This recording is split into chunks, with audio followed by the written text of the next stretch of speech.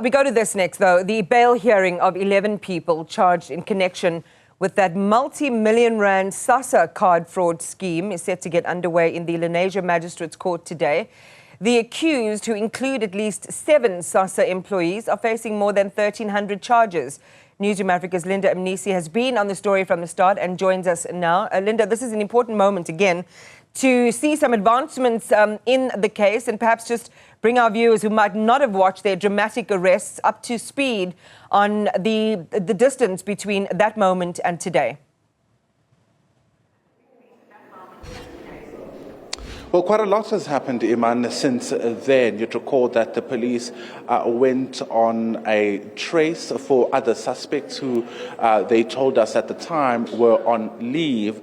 But also you'd recall that there are other co-accused in this matter that are not necessarily SASSA employees. Now, they've been making first court appearances, and because of the number of people that are arrested and in batches, it prompted a postponement for the bail hearing, because every time it would come to court, the state would add new charges, which then throws the spanner in the works for those who had already prepared affidavits to apply for bail. Of course, the charges matter, because then they set, the standard in terms of the schedule of the crime and what exactly the legal requirements should be for that particular bail application. So we've seen some even frustrated by this process, saying that the state needs to indicate when exactly it intends on finishing with adding more suspects or even adding more charges, because this directly affects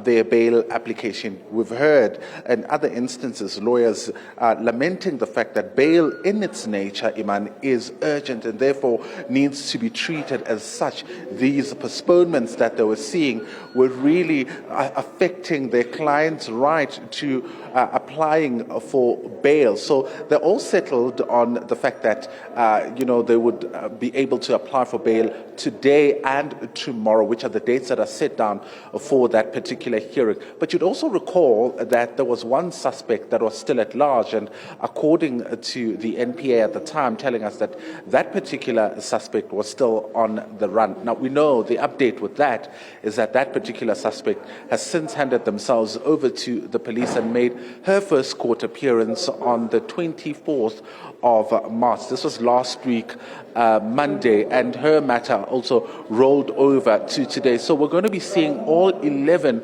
of the accused persons in this matter applying for bail, despite, of course, several attempts to do so.